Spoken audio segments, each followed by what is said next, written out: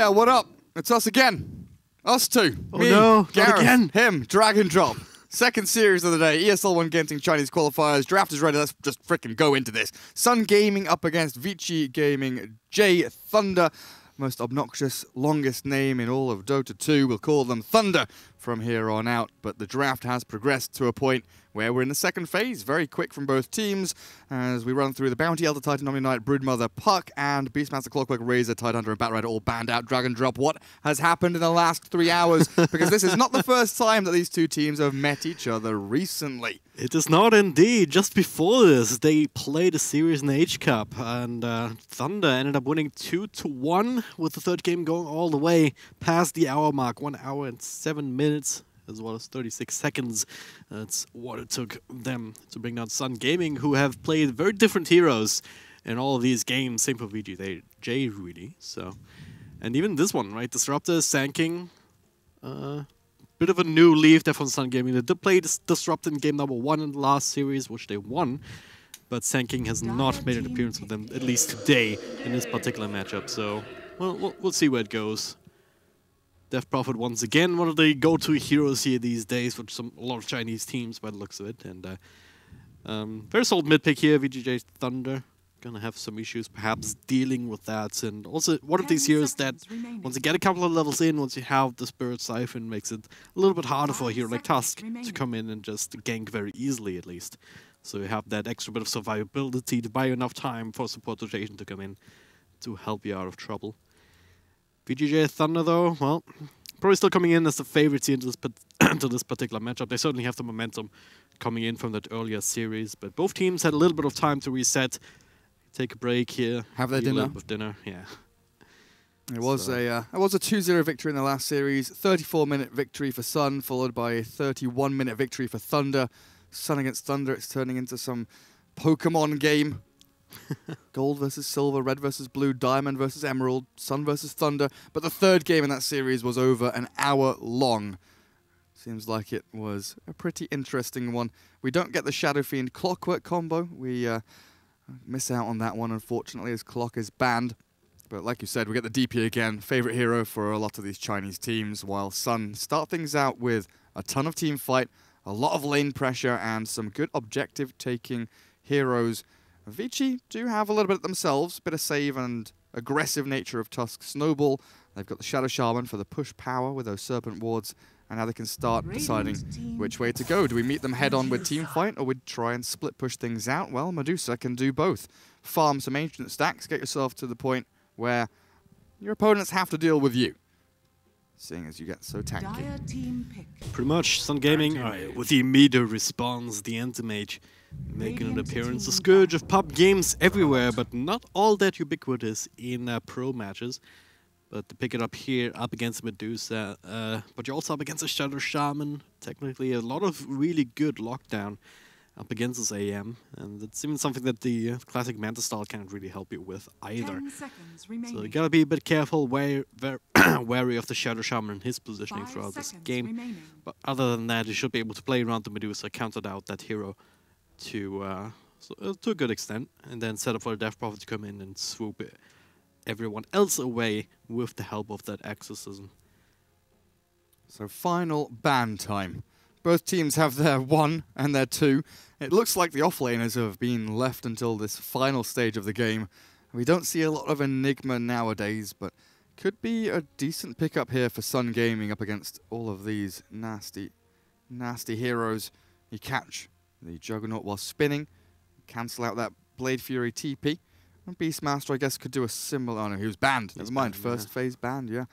You definitely need to look for something like that to cancel out the TPs. Legion is a decent ban up against the DP and Anti-Mage. Would have had that good lockdown to allow the Juggernaut to do the damage in. The Doom is still left in the pool. Wouldn't hate that for either team, really. Especially for Thunder to just have that one quick button up against the Anti-Mage, make sure that he can't really do anything. And also to prevent the blink outs, obviously. The other would be Underlord, also not the worst, just with the root. You have a timing up against the Anti-Mage, but ultimately he will be able to counterplay that with the help of the Manta style. Other options that just don't seem as good. The Magnus is out there for that empowered Juggernaut. You could also have an empowered anti-mage, though. Pretty spooky. Yeah. For both sides. Sun don't really need to look for any more, mana burn or anything like that. They've got the anti-mage to provide that for themselves. They just need that synergy hero to bring everything together. The Brewmaster removed. Another hero that has been utilized very well against Medusas in recent history. Just cyclone her up and deal with your opponent's heroes. As Thunder go for the Night Stalker. Good silence against the anti-mage. A good amount of negative vision power as well against heroes like Sand King and Disruptor, who both require vision to catch heroes and convert them into kills for the rest of the team. But this final pick for Sun Gaming really does have to be the game winner. Yeah, that's the one guy that can perhaps even help save the anti-mage, because right now, especially with the Night Stalker, as you just said, there's a lot of extra pressure mounting on top of him. So, yeah.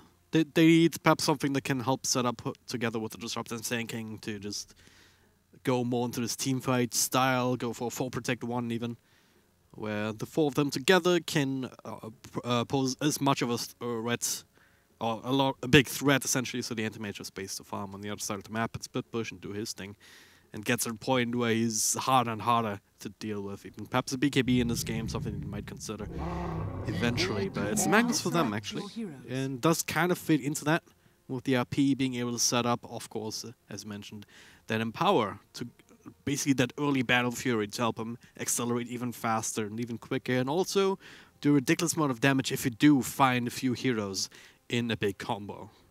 And it's something to cancel that Jug Spin TP as well, yeah. like I was saying.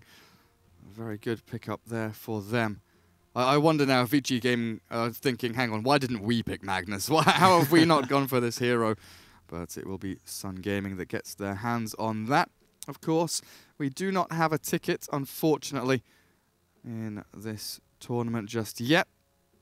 Sun Gaming made up of Faded, Waishi, Mur, Ice, and the man with the longest Chinese name, who is known as Blink, ex-Wings Gaming player.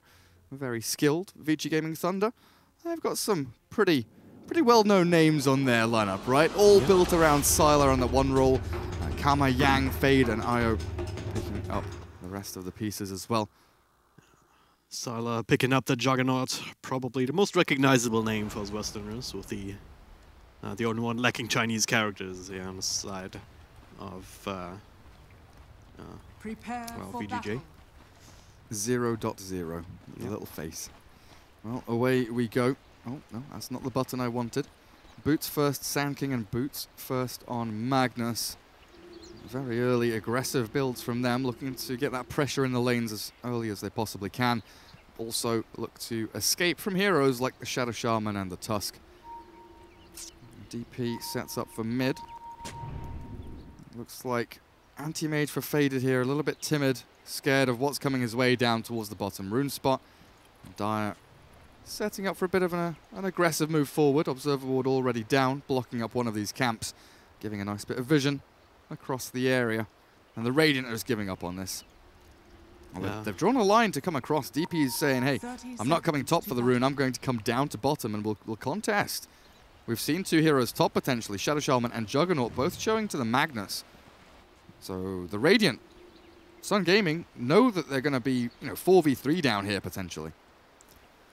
Yeah, they'll certainly get the one on their side, but also pushing across to the other, chasing Medusa away. Normally that prompts a similar movement on the other side of the map, but it's quite a position there for Thunder to go across. So Magnus looks like he'll be able to get Baltoon for himself, shifting that to a 3-for-1 trade in favor of Sun Gaming. So also a good start, and it's really what this game is going to come down to, like how well they can withstand in the laning phase, how quickly the support will get the level 6s, and how much space they can buy for the anti-mage. Faded.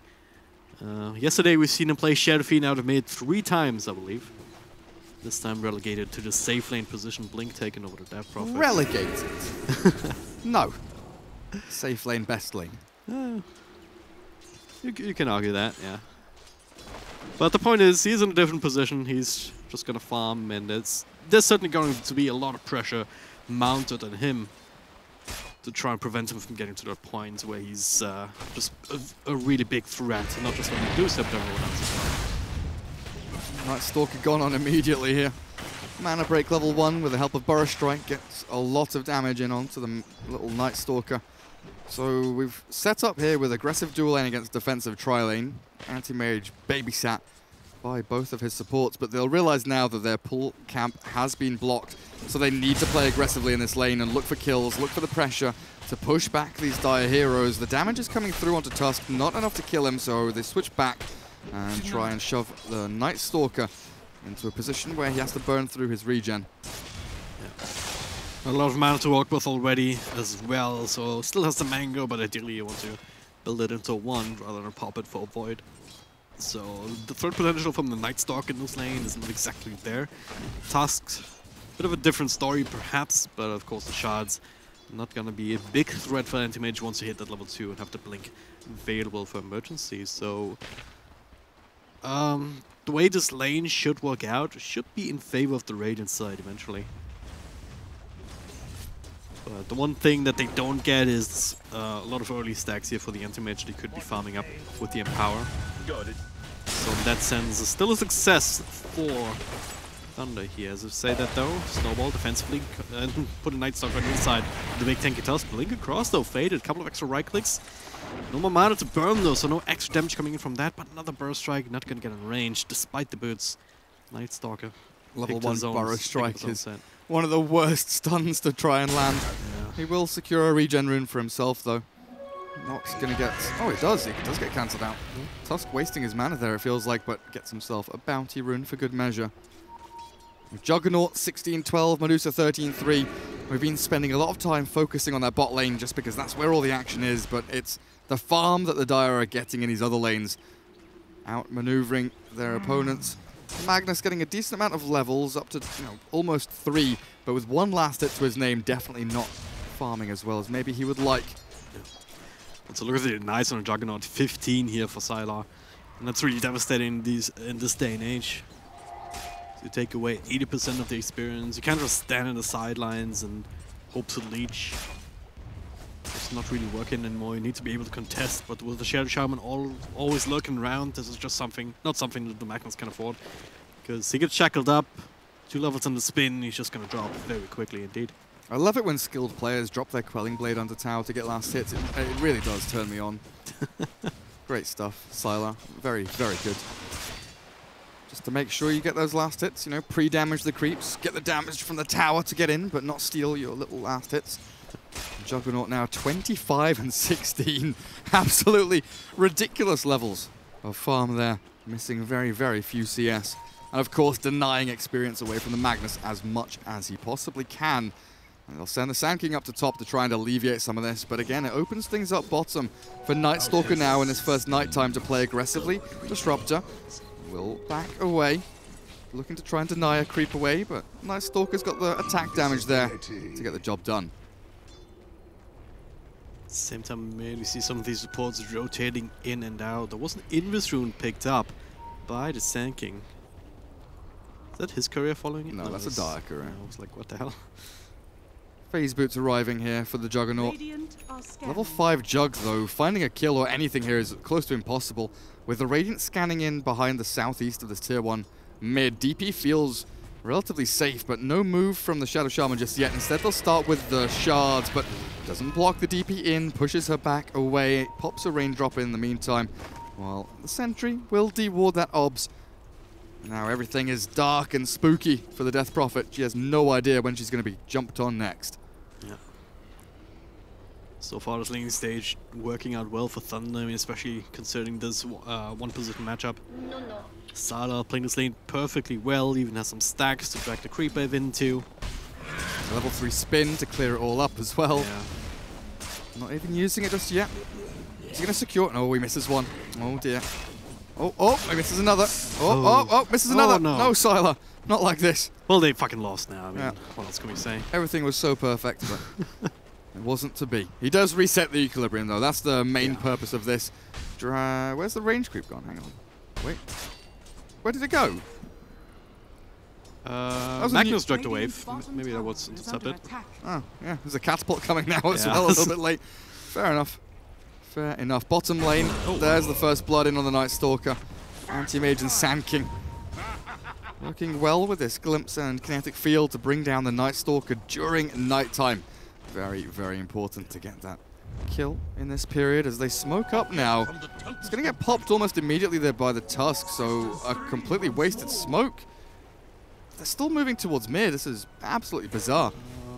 They're just baiting them in a little bit further. Tusk and Night Stalker coming through now. Double burst strike potential after the snowball, but might not be enough to save the disruptor, especially now with the snake bouncing through as well. Now Sanking also in trouble. Faded with a rotation on the Anti-Mage. Not exactly common, but maybe they can turn this around, especially if that probably can get in range. Force Spirit Siphon slow or Nuke or two. They'll get one. They get him.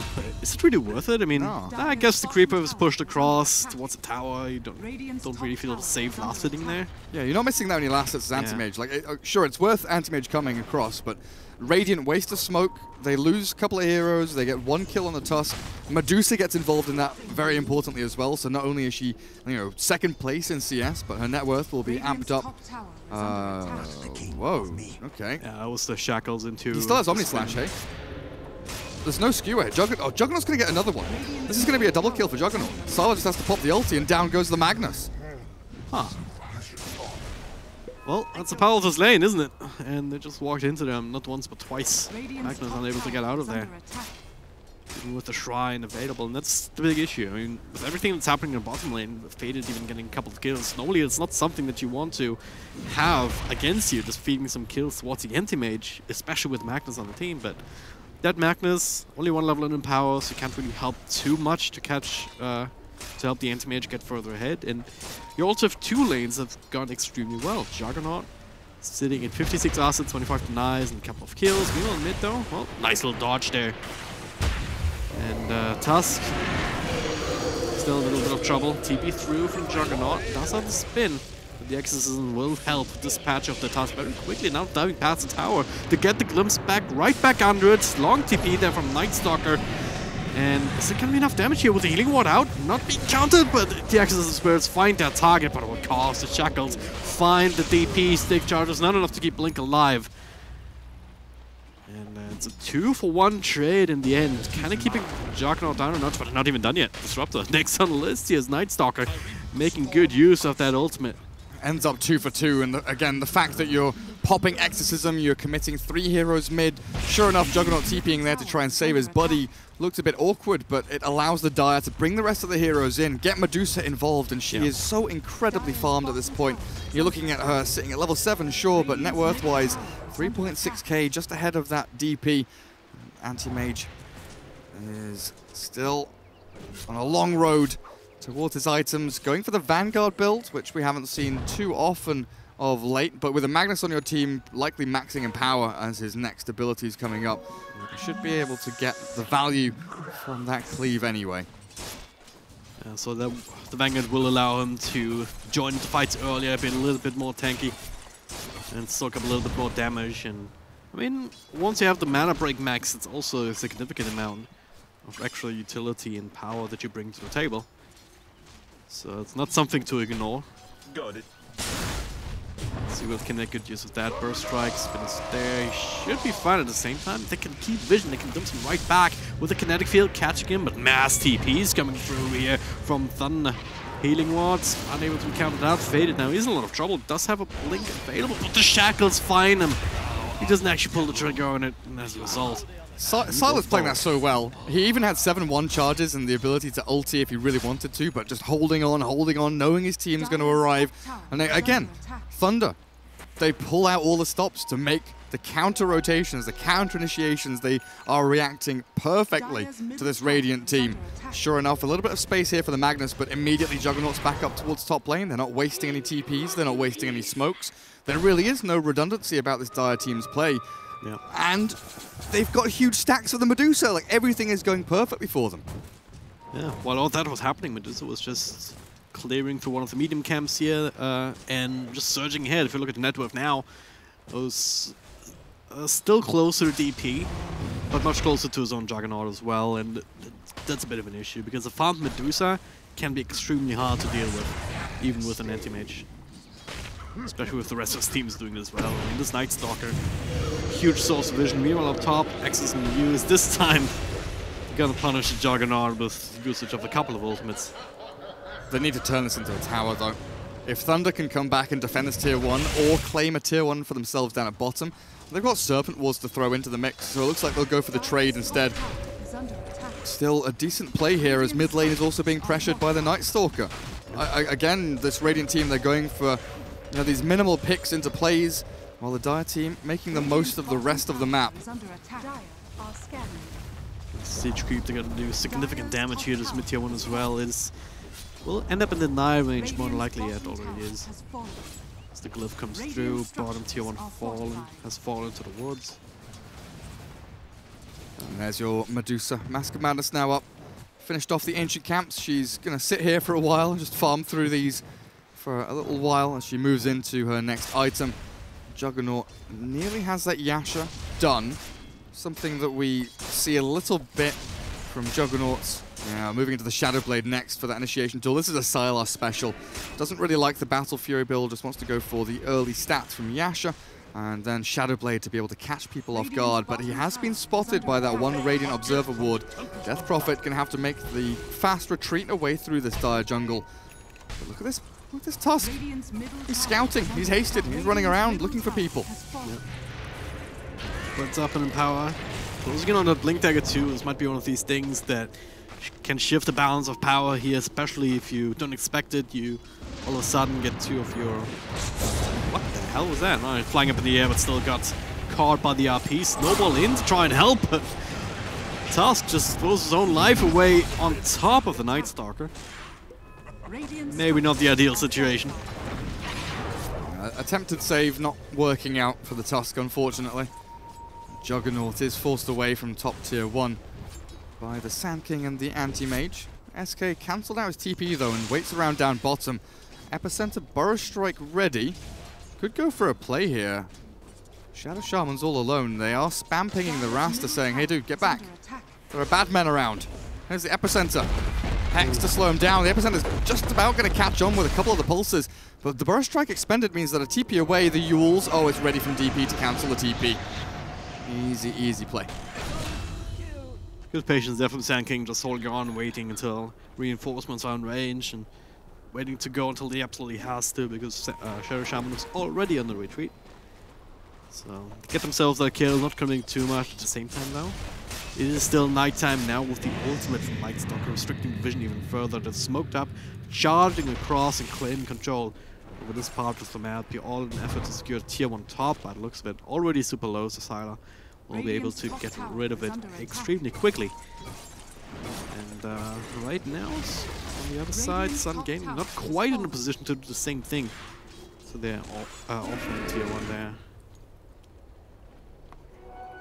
Well, at some point, you're going to be looking at this Medusa with Healing Ward pushing towers and wondering how to deal with her, but it's been a good period of time now for the Magnus to actually farm up in towards the Blink Dagger. Once this Blink is up, things do actually get a little bit scary for the Dire. If they're grouping up and starting this 5-man push with Serpent Wards with Medusa into these objectives, a big RP is what the Magnus is looking for and waiting for. With this movement forward, though, they'll find the Anti-Mage stunned, silenced, and, well, chained into oblivion. He's not going to survive through that. A big RP does land in, though. The Magnus has caught 4 heroes. It just isn't enough damage to do anything, really, apart from kill the Shadow Shaman, who ends up getting a double kill with the Serpent Wards. Popping that Exorcism is really not where you need to be at this stage of the game. In the meantime, Juggernaut's free-farming bot lane, so a huge disaster there for the Radiant, expending ultis, expending heroes, and not getting anything in return. Yeah. All in dying there was the Shadow Shaman, and just kudos to them making that decision, just dropping absolutely everything that they have on that anti-mage kill, not taking any chances, because they know they're in enemy territory. Right, there's a good chance that there will be a couple of extra heroes rotating in to try and help out, so if you don't commit these Serpent Wards, maybe they don't even get that anti-mage kill. And as a result, they do finish that. The RP came through, was absolutely ridiculous, catching everybody that was in the area. But without an empowered anti-mage, without Death Prophet even in the middle of that with Exorcism, you just don't have the damage output really. Static Storm was already winding down. And then Medusa still got that Stone Gaze off in the end to secure the extra couple of kills. So everything's working out just fine here for Thunder. And they continue to build their lead, and especially slowing down its anti-mage is the one thing that they have to worry about for the Medusa. Now, another kill here on the Sand King. Couple of right clicks will finish him off eventually. Easy picks, and now this Juggernaut Medusa. Very, very strong. Oh, no, Silent, no. Don't go back for Battle Fury. Come on. Battle Fury blinked the Fusel Blade, and all of a sudden your opponent's anti-mage, but he doesn't necessarily need that here, does he? Oh. His idea of how the game is going to be played has definitely shifted, it feels like. Yeah. He was going for Yasha, Shadow Blade, because the game was like relatively even, and that Shadow Blade would open the game up, look for picks, catch the DP, catch the anti-mage, and really, you know, put the pressure on. But with the Battle Fury, he'll be able to shove out waves much nicer and play more of a solo game, while the rest of the team focuses around sitting on this Medusa and making sure she has a good game. And you're also looking at this Jug. It's 16 minutes in, and he has Yasha Battle Fury. Yeah. He is incredibly fast.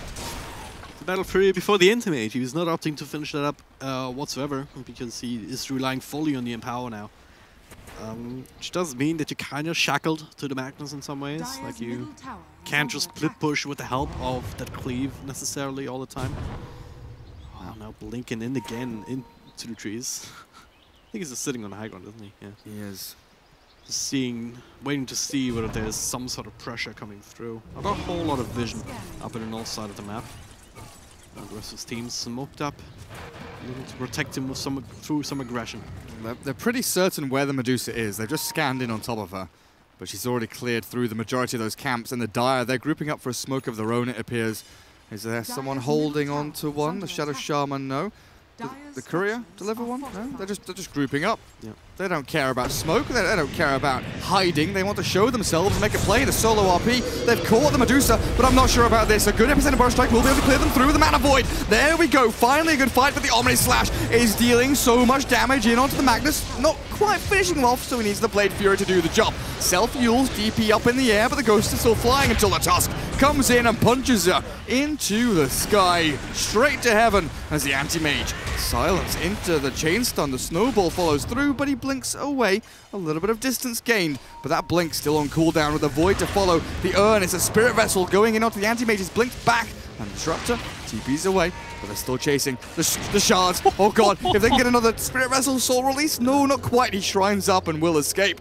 All things considered, a very good fight for the Dire team, as the Radiant expend so much to kill that one Medusa. Radiant's middle tower is under attack. Well, they also got the task force of buybacks, so it's not that crazy, but if you consider what they actually committed for that, there was RP into Epicenter, into Static Storm, into Mana Void. Literally every ultimate was used by the Radiant in that fight. But and as always comes down to like what did you do with it, right? Yeah, exactly. You use all those spells, you kill a Medusa, you force a buyback, you got the Shadow Shaman, but the Dire are the ones, you know, chasing for more and winning the fight.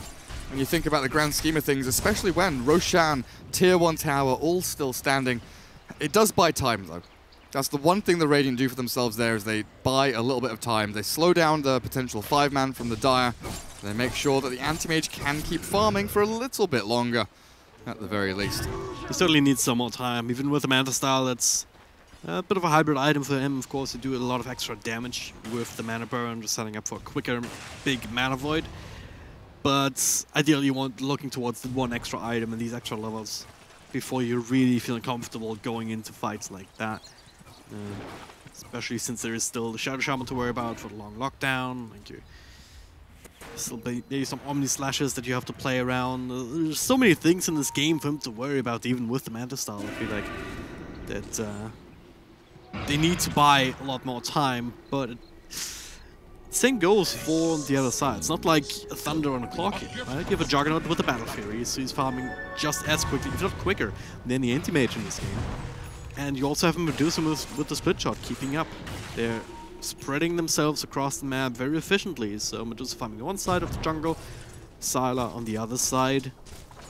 And yeah, as a result, they're still claiming the top 2 slots of the net worth chart. And this is going to be an issue, especially if the death profit is slowed down.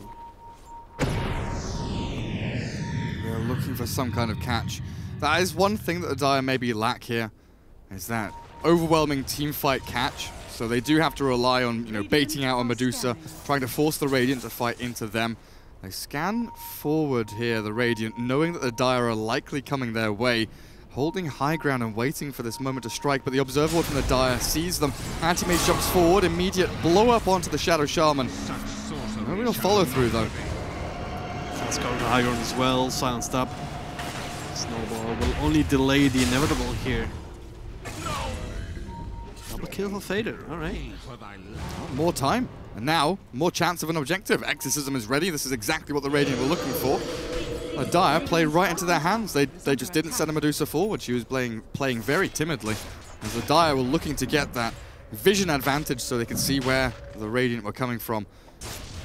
Sylar goes back to farming. Bot lane is being pressured here by the Night Stalker, so they get a bit of chip damage onto a tier 3. Still an Aegis in the hands of the Anti-Mage though, with Manta Style and power. And now Aegis. Yep. Could have potentially just backed over the tier 1 tower. Of course, there's no protection against it here with the remainder of that exorcism. But they opted to not take that chance, instead just falling back and just farming up a little bit. But yeah, they have, again, more time being bought. And just maybe putting a chip on their shoulder here, or on the side of Thunder, making them think twice about the next move that they're making. Still in farming mode though themselves, right? You're looking at Medusa, Hurricane Pike, and now going straight for the Butterfly, which makes things a little bit more interesting. Not necessarily help you up against the Exorcism's birds though.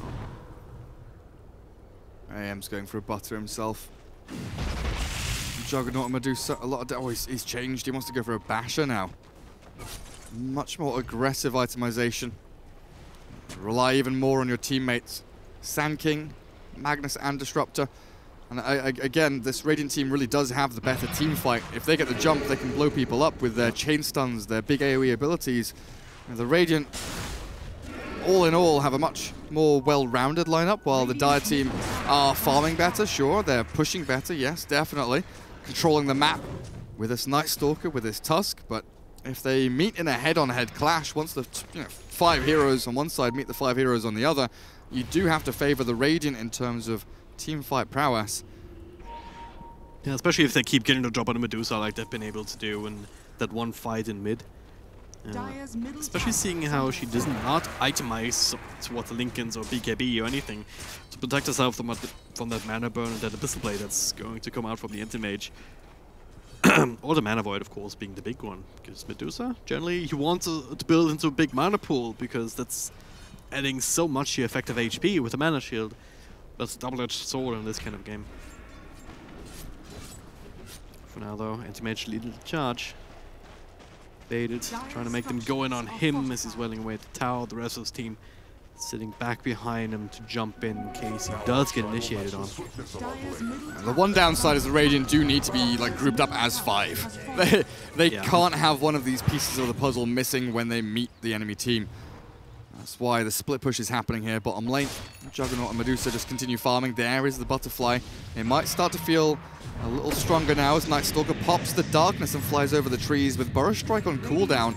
3 seconds for the stun, but they've got the glimpse with that vision helping out. They'll catch the Night Stalker and down he goes. Just sneaking so many of these kills with the ultimate finishing them off. 7, 2, and 4 on this AM.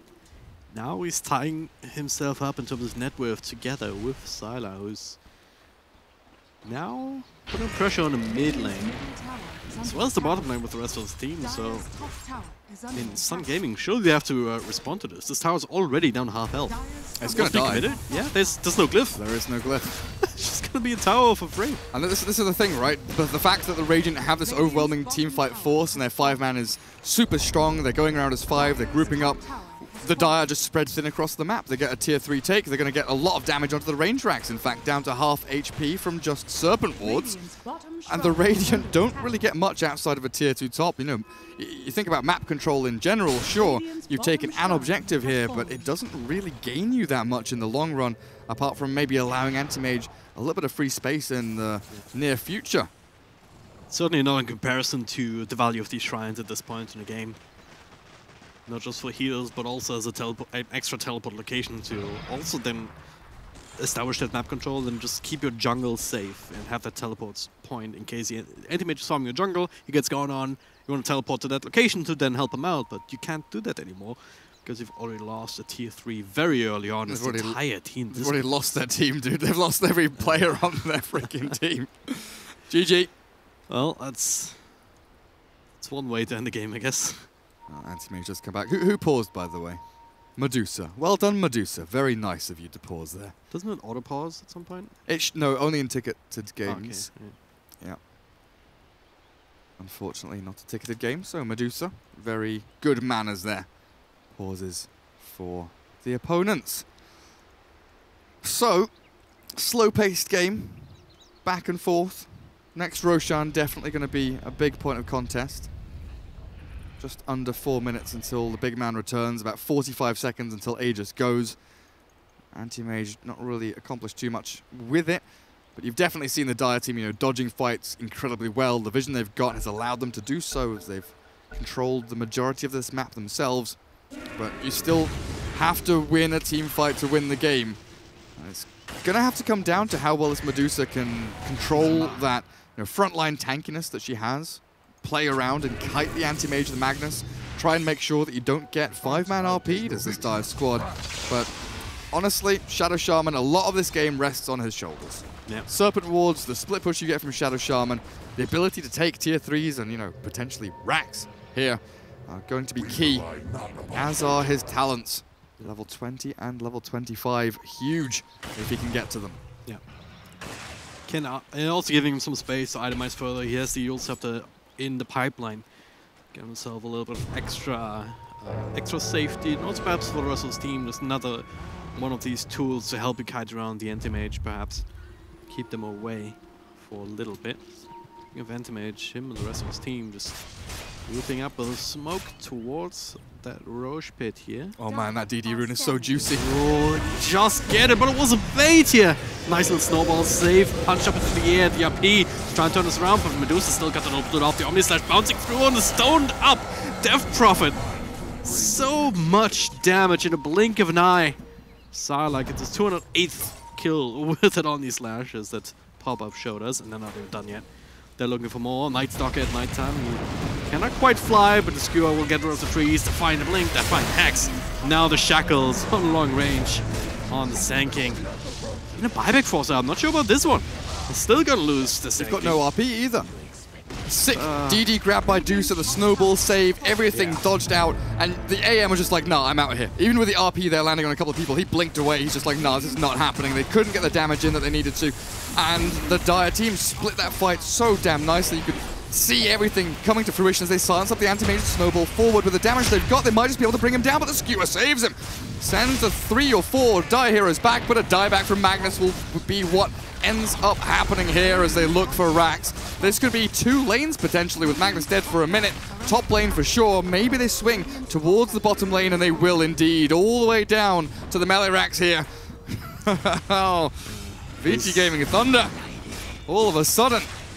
This is the duality of anti-mage games. Like, before 30 minutes, you cannot really fight unless you're super farmed already. And maybe this time, maybe they can find a big man while Silent dropping lower and lower. He does not have any Aegis or anything. With the Epicenter doing a lot of work here, they do bring him down. But what else can they get? Night Stalker on the list, but Aegis respawn on Medusa. Might the Body Rocks does get another ultimate off though. That'll prevent them from immediately falling up, and in fact, well, Sand King a little bit too far ahead of the rest of his team. Brought down with the help of Tusk and Shaman, but now extra mana burns away. And with the bashes, with the Man Void finally coming through, Fatal will secure the kill for the rest of his team. The Glimpse, the Bash, everything. Just stacking up on the TP cancels. And, it's a law that you have to call Bash there, by the way. Okay. You see a hero with a Bash running towards someone that's TPing. He's about to get the hit, and you have to call the Bash, so it just have to believe, you know. Okay, so at the end of the day, Thunder Gaming maybe biting off a bit more than they can chew. Look at the bottom lane. They committed for the melee racks rather than finishing off at least the range. Well, they spread their damage across it, right? Yeah. They didn't focus on one. Maybe should have focused. And range racks was down to like a third already, so they just did a little bit of chip damage to that. Could have easily finished it, but oh well. Not the biggest of deals in terms of objectives. But it is, again, a bit of a breathing space for the Radiant side that they certainly need. But they're still dire straits. 13k behind in terms of goals still. The Sentimage, at the very least, he cannot really feel safe going into these 5-on-5 engagements with everything up and ready for the dire side. You're so heavily reliant on big burst strikes and big RPs. The Dire team doing an amazing job, you know, every fight, apart from that one where they overcommitted for the bot racks, they were spreading out. No one's going to get hit by more than 2 people with a burst strike or 2 people with an RP. They were all, you know, spread out really nicely, making sure that everyone is going to come in from a different angle and fight from different little spots. Very hard for the Sand King and Magnus to find those perfect openings, which Anti-Mage needs. He can't really just jump in. Maybe now with the Manta and the Abyssal Blade, he can consider going on the Medusa immediately. But Butterfly does alleviate a lot of that damage coming her way. Now VG Gaming Thunder thinking about moving forward, but they'll come and scout out Roshan. 20 seconds until he returns. And Sun Gaming. Is it time to go and smoke? You've got RP ready. Everything. In fact, all of your ultis are available. Need that vision though. Vision's so important. And again, Night Stalker, just by being in the game, reducing the vision through darkness, imperative that he is stopping these glimpses, these blink burst strikes, and stopping them from knowing that they're backstabbing their tier 2. Oh, this is going to get messy. Just switch the vision around time and time again. You see Night Stalker just seeing so much more than Radiant side comes. Storm still comes out. BKB's galore. Now Omnislash bouncing through with a Mana Void. Not really doing too much. 1-1 trade so far. Couple right clicks coming through, but it is Staff Prophet on the retreat. Nice little burst for Epicenter turnaround. But it was just to buy some extra time for Blink. It's not even enough. Yield Scepter, Exorcism still going, but so is the Healing Ward. They can just shrug that off entirely. And all of a sudden, this is another team fight going the way of Thunder. And with that, some more momentum. They'll finish up this tier 2 easy peasy. And without these big ultimates, I mean, yeah. You're writing it down. Magnus rip. No RP, didn't even get that off. So exactly. On the right side, he still has it up. I mean, but 20 seconds dead, they're going to lose so much here. Kill Magnus, win the game. It has like a perfect epicenter burst strike. AM and DP are surviving with their ultimates, but with no RP, you can't win the fight. And now Anti-Mage BKB is running forward, trying to catch on to anyone, but he's focusing a Medusa illusion. This is not the way you want to go. Faded has to blink away, and they've lost another full lane of racks. Sun Gaming, seems like this might just be the end. Certainly gonna take a miracle or two. They want to turn this game around. They're still holding on to one set of racks. They mainly have region back up to full. The range still, of course, sitting at only 209 health points, and they lose another team fight. None of that is going to be enough to keep them alive afterwards. It's like they need to be ones initiated on, but it's, as you said before, it's so hard with the Night Stalker being on the field. Magnus, after such a great start, relatively good timing on his Arcanes, his Soul Ring, his Blink Dagger especially, now is behind the Rasta in net worth. Aether Lens, Yules, and Blink Dagger. This catch range from the Shadow Shaman is absolutely enormous. They're looking for an RP and they'll catch 2. The Medusa's in there, but the Hex comes through. The Anti-Mage blinks forward. The Abyssal onto 1, the Focus onto the other, but the Snowball to turn this back around. The Medusa has the Stone Gaze down. The Omnislash. Oh, the Yules. DP saved. The Medusa's getting cleared up by the Mana Void in the back, but the Aegis will bring her back to life in a second. There's the Juggernaut spinning forward. The DP's being chased down. The Spirit Siphon still healing her up, but the blink forward from Sylar should be able to... No, it's not gonna. She's so speedy. Finally, the Snowball forward. This will do the trick.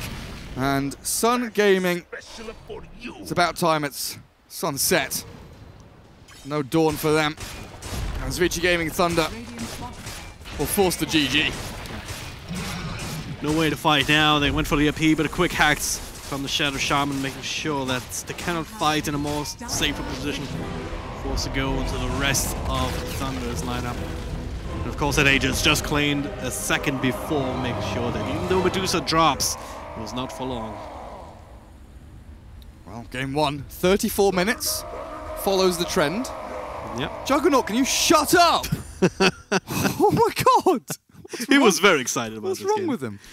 But yeah, it was relatively smooth sailing. A little hiccup there when, you know, Anti-Mage did get a combo with the Magnus. What's the time? 34 minutes or 11 seconds. Oh. The first game in the other series was 34 minutes and 17 seconds. Almost perfect. Almost perfect. So what do we expect from the next one then? 6 seconds less? So 31 minutes and 3 seconds should be the next game, and it should be a victory for Sun, and then Sun should win the series, right? If we're following the trend and they come back with 2 victories after this. But we'll find out. We'll find out if the Mafia has been involved with these games. If there's any shenanigans. No, of course not. We're just messing around. Game 2 coming up in a little bit. A short break until we find out whether VG Gaming Thunder can take the 2-0 sweep to go through to the next stage of this ESL One Genting Chinese qualifier. See you in a bit.